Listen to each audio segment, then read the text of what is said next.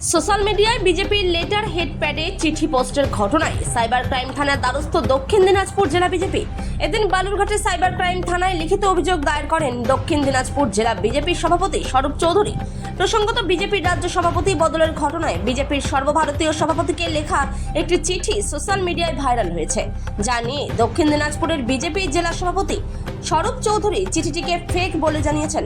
তিনি জানান, সুকান্ত মজুমদারকে দুর্নাম করতে এবং দক্ষিণ দিনাজপুর জেলা বিজেপিকে দুর্নাম করতে এই ফেক চিঠি সোশ্যাল মিডিয়ায় দেওয়া হয়েছে। চিঠিতে দেখা গিয়েছে জেলা সভাপতি স্বরূপ চৌধুরীর প্যাড, মেইল অ্যাড্রেস স্বরূপ চৌধুরীর রয়েছে, অথচ সভাপতি হিসেবে স্বাক্ষর রয়েছে বহুদিন আগের সভাপতি বিনয় বর্মনের। স্বরূপ চৌধুরীর অভিযোগ, প্যাড এবং স্বাক্ষর দুটোই জাল করা হয়েছে। সুকান্ত মজুমদারের জেলা দক্ষিণ দিনাজপুরের বিজেপিকে এবং সুকান্ত মজুমদারকে দুর্নাম করতেই ফেক চিঠি সোশ্যাল মিডিয়ায় ব্যবহার করা হয়েছে। তিনি বলেন, দক্ষিণ দিনাজপুর জেলা বিজেপির ভাবমূর্তি নষ্ট করতে একটি চক্র এই কাজ করছে। তাদের খুঁজে বের করতেই এদিন পুলিশের লিখিত অভিযোগ দায়ের করা হয়।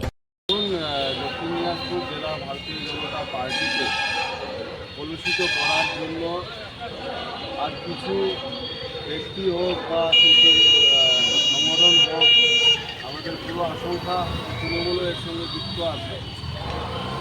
রাজ্য সভাপতি সুনীল ভট্টাচার্য ঘোষণার পর একটি অশ্লীল চিঠি, যেটা আমাদের জেলার প্যাডও নয়, সিলও নয়, আমার সইও নয়, অশ্লীল একটা চিঠি বিভিন্ন মাধ্যমে আর এটা পোস্ট, এবং এতে আমাদের ভারতীয় জনতা পার্টি যে নেতৃত্ব সম্বন্ধে বাজে ভাষায় সেখানে কথা বলা আছে। আর এই কারণে গতকাল আমরা কলকাতায় মিটিংয়ে ছিলাম, গতকাল পারিনি। আজকে আমরা সরাসরি বালুরঘাট থানাতেও একটি চিঠি দিলাম এবং আমরা সাইবার সেলেও এর পুরো ডিটেলস আমরা দিচ্ছি।